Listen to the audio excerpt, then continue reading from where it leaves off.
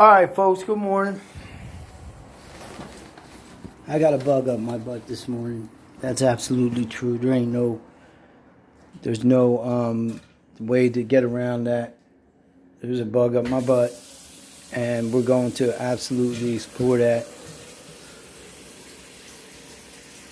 Those are the sounds of little baby blowing on mommy's tummy. Anyway, what I'm trying to say, if I can get it straight, because not high right now. But look, I was going to do this video about the Sharia law in the United States and the Islamic faith, and I'm not trying to attack you. That's number one. I don't even have to do that, okay? Because the countries, look at the stark contrast, the difference between the countries that practice Sharia law and that don't. And you will see free people. And the freedom I'm talking about is in order to say that you were raped, you need 4 male witnesses. You can't drive. You have to cover yourself completely, which I don't necessarily disagree with the covering of the hair and the wearing proper clothing. That's absolutely, positively a good idea, because what they're wearing now is filthy and disgusting, and it's our children, and they're getting younger and younger. I guess my daughter opened a Pinterest account on my thing. It was banned. I don't know why. I can't get an answer from them. But if you look on Pinterest, they will send you pictures of things like sissifying boys, little boys wearing women's clothing to dances, little girls advertising tights sitting between a grown adult's legs provocatively. That was, I think, La Fiorenza. I saw that and sent some pictures to my ex-wife. I don't know what, but that is the state that our world is in right now. Sexual things are not off limits for anyone, including little children. And that is exactly what happened when God destroyed Sodom and Gomorrah and the cities that were around them. Don't know if you know very well, but it was apparently Nimrod who built those cities. So I wasn't there, so I don't know, but apparently sexual sin was nothing, and that's what's going on today. Our country is the number one. We are the hub of the world for pornography. It comes from us. We are the ones who spread it everywhere. It's available everywhere because of us. Hollywood makes the most disgusting and filthy possible entertainment that there is. Okay, I'm guilty. Look, I saw Terminator. It was very interesting. There was a lot of killing, of course. But I thought it was interesting. I saw Dr. Sleep because I've read the book several times. And I don't get emotional in movies, but because I won't allow myself to. As soon as I feel that coming on, I start praying. And I prayed that whole time while I was in there, but I got emotional over it. I don't know why. Maybe because it has some truth to it. I believe that there are creatures, beings, of that ability that siphon your fear, they siphon your energy, they live off of it. Those are vampires. Those are the real vampires. Drinking blood, we know that. Have you ever get a bad cut and put that in your mouth to after a few seconds your stomach starts to get sick because you can't drink blood. It's just not possible. I didn't think that you could eat fecal matter either, but apparently people eat fecal matter. After a while, your stomach gets used to it, I guess. I don't know. But there was a man, he called himself Super Blood, I think, in Berks County Prison. And, well, literally he made, pardon the phrase, shit tacos and shit sandwiches. And that's what he ate. Whenever they tried to move him out of ICU, the back area there, in where your bed is stone, he would, right in front of the officer, eat a turd sandwich.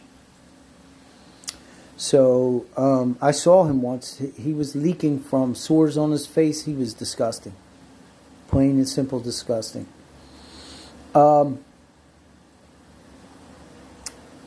don't know how you can be a gangster and eat shit sandwiches, but apparently I guess it's permissible.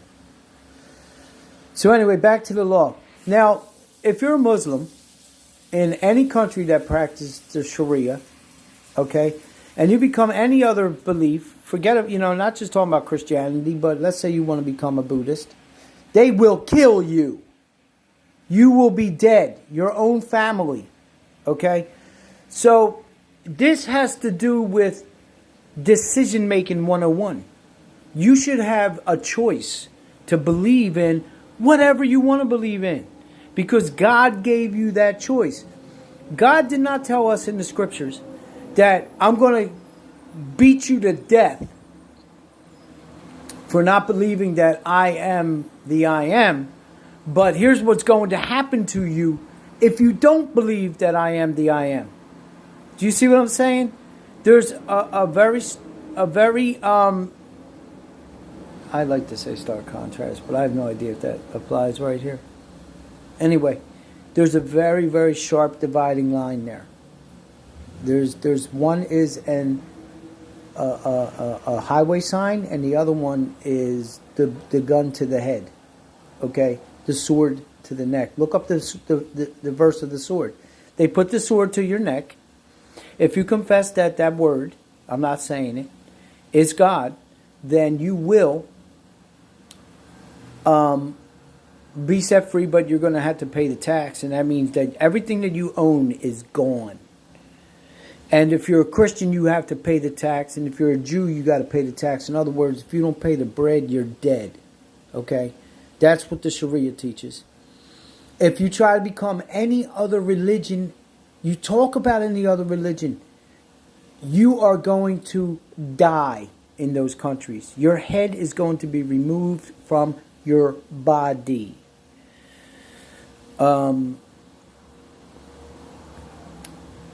Try to drive a car. Try to do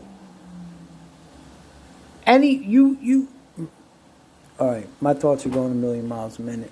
I'm thinking about the women that I saw in Central Park some years ago wearing burqas, and they weren't Muslims. They were just protesting on behalf of Muslims in Palestine. And I was like, well, go to Palestine. Go to Palestine, lady.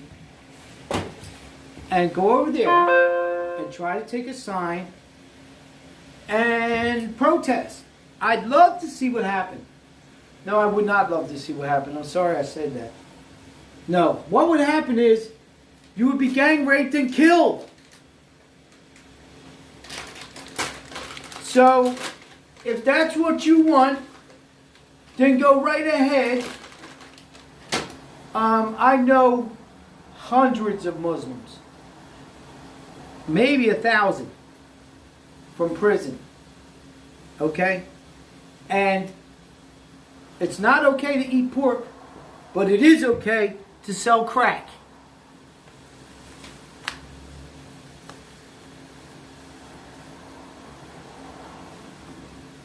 I don't get it. I don't understand it, but I'm not the boss. I don't make up those rules. But it's okay to sell crack, but I know lots and lots of people that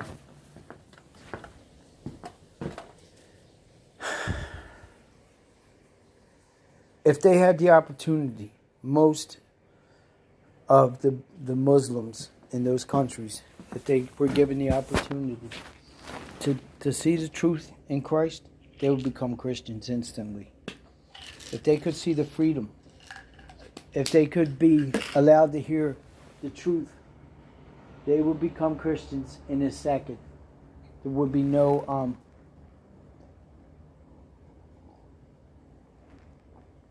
there would be no question.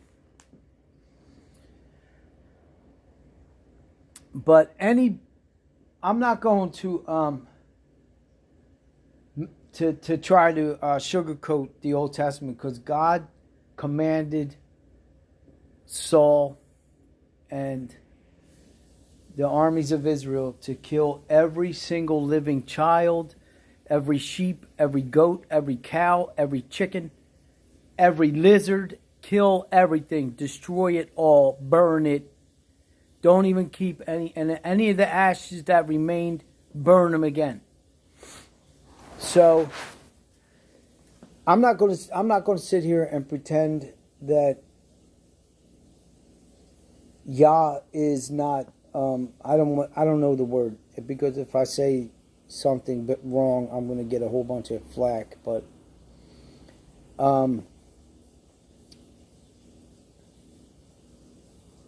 that's why we have the new covenant. That's why it became necessary.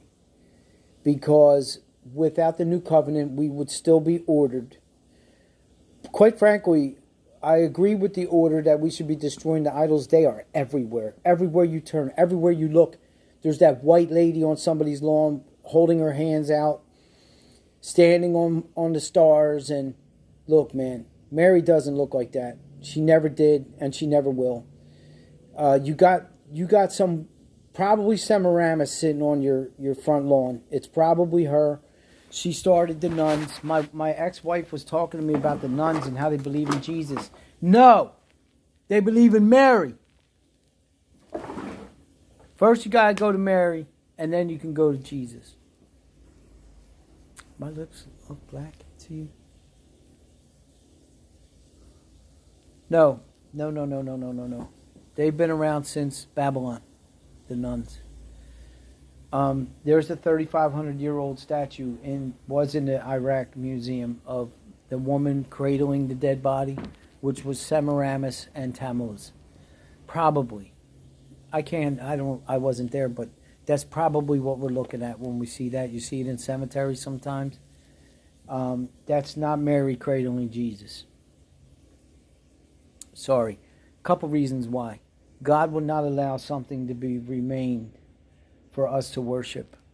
Okay, the white guy picture, you have no idea, but that's not what Jesus looked like according to Isaiah 52:13 through Isaiah 53:15. That's not what he looked like. All right. The crucifixion happened. His beard was plucked out by the roots. That's Isaiah 50 verse 5. Sorry, I'm getting a little sidetracked here, but I really want to smoke this. I want to get this over with so I can smoke this and hopefully chill out. But anybody that's going to tell me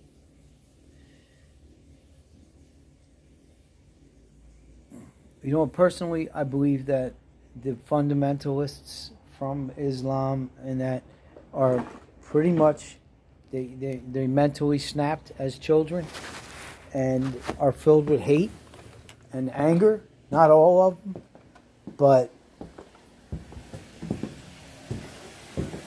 they had no choice.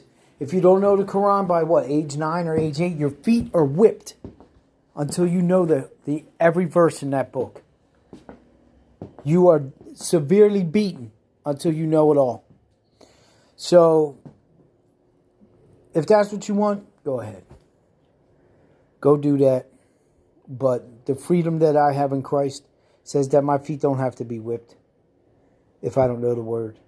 That I read your Quran. Believe me, I read the Quran. I read several versions of the Quran for specific reasons where, that's a book of the Quran. That's not the Quran. That's a translation of the Quran. Look, man, That's not the Quran. You don't have the Quran.